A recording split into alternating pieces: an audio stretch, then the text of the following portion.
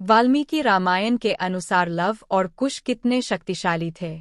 Love और कुश अपने पिता भगवान राम के समकक्ष थे, क्योंकि उनकी ताकत और प्रतिभा लक्ष्मण, भरत और शत्रुघ्न के साथ युद्ध के दौरान स्पष्ट रूप से देखी जा सकती है।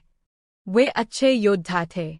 उन्होंने ऋषि वाल्मीकि से शिक्षा ली थी और वे बेहद बुद्धिमान और बुद्धिमान थे। जब श्री राम ने सीताजी को लक्ष्मण के साथ वन में भेजा, तो लक्ष्मण तमसा नदी के तट पर वाल्मीकि ऋषि के आश्रम में पहुंचे। यहाँ सीताजी ने लव और कुश नामक जुड़वा बच्चों को जन्म दिया। वाल्मीकि ऋषि ने उन दोनों को शास्त्र और शस्त्र चलाने की कला सिखाई।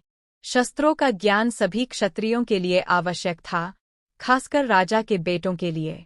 इस बीच गोमती नदी के तट पर श्री राम ने अश्वमेध यज्ञ शुरू किया।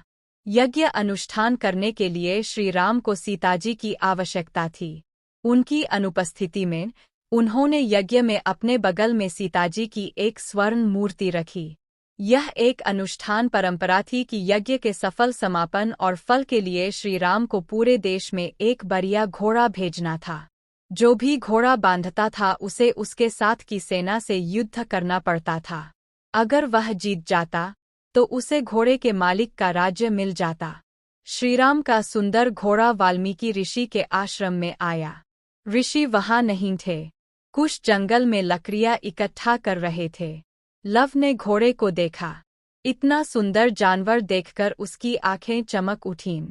उसने जंगल में बहुत से जानवर देखे थे, लेकिन इतना बढ़िया जानवर कभी नहीं देखा था। गुरुजी ने दोनों लड़कों को एक घोड़े का वर्णन किया था। इससे लव को यकीन हो गया कि यह घोड़ा है।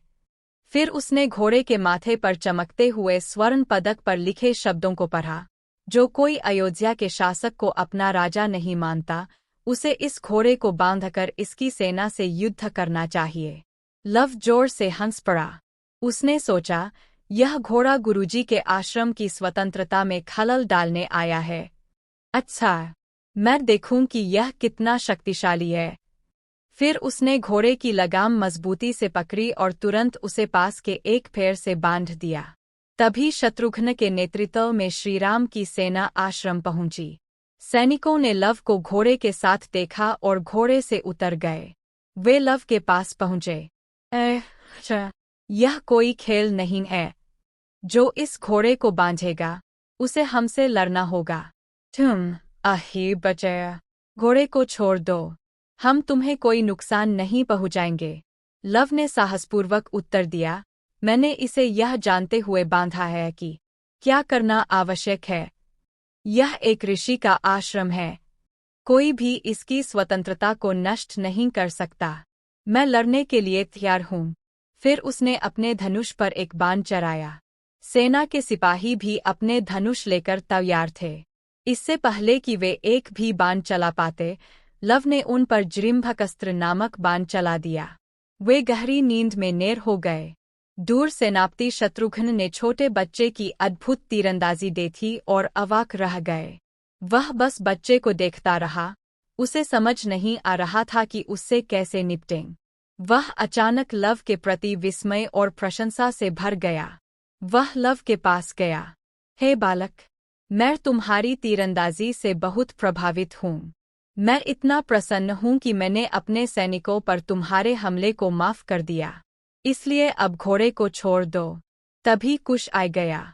वह लव के पास खड़ा हो गया और पूछा, आप कौन होते हैं, हमें क्षमा करने वाले? शत्रुघ्न कुश की व्यंग्यात्मक टिप्पणी को सहन नहीं कर सके। इसलिए उन्होंने जुड़वा भाइयों से युद्ध के लिए तैयार होने को कहा। दोनों भाइयों ने अपने धनुष तैयार किए और मैदान के बीच में मजबूती से खड़े हो गए। अपनी सेना से शत्रुघ्न ने सुग्रीव और हनुमान को बच्चों को हराने का आदेश दिया। हनुमान ने अपनी पूंछ को लंबा करके लव के चारों ओर लपेट लिया। कुश उसे छुड़ाने के लिए दौड़े। सुग्रीव ने एक विशाल पेड़ उखाड़कर कुश को रोका, लेकिन तब तक लव ने खुद को मुक्त कर लिया और हनुमान की छाती पर मुक्का मारकर उन्हें बेहोश कर दिया। इससे कुश का हौसला बढ़ा और उन्होंने सुग्रीव को पेड़ से उठाकर जमीन पर पटक दिया। वह भी बेहोश हो गया। फिर दोनों भाइयों ने हनुमान की पूंछ पकड़ी और उन्हें घसीटते हुए आश्रम में ले गए, ताकि सीताजी को अपनी बहादुरी दिखा सकें।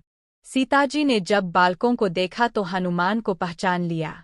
उन्होंने आयभीत होकर पूछा, हे प्रिय, तुमने क्या किया? लव ने प्रसन्नतापूर्वक उत्तर दिया, हे माँ, यह बंदर एक बड़ी सेना और इस घोड़े के साथ आया था। मैंने घोड़े को बांध दिया।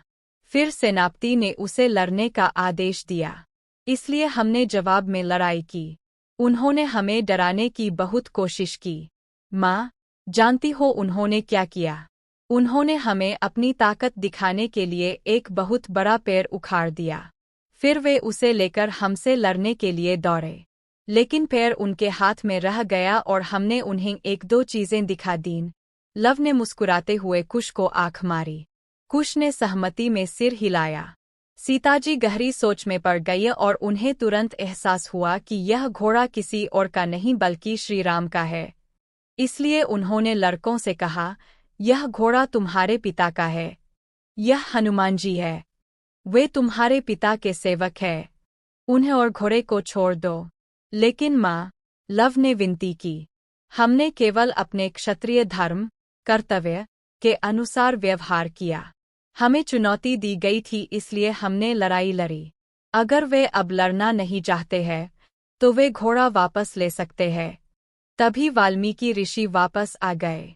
सीताजी ने उन्हें सारी घटना बताई। वाल्मीकि ने लव और कुश को घोड़े के पास ले जाकर उनके हाथों से घोड़े को सेना को लौटा दिया। सेना खुशी खुशी आगे बढ़ गई। वाल्मीकि ने जुड़वा बच्चों को रामायण कंठस्थ करा दी। फिर उन्होंने उन्हें अयोध्या भेज दिया। इस पवित्र नगरी में वे रमणीय ढंग से रामायण गाते हुए सड़कों पर घूमते रहे।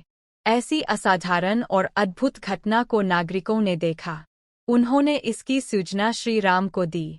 उन्होंने बच्चों को अपने महल में बुलाया और उनसे पूरी रामायण गाने को कहा। उन्हें सुनकर वे बहुत खुश हुए। तभी वाल्मीकि महल में आए और जुड़वां बच्चों की पहचान बताई।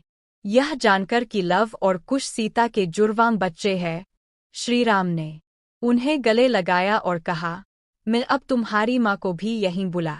वाल्मीकि सीता जी को लाने के लिए चले गए।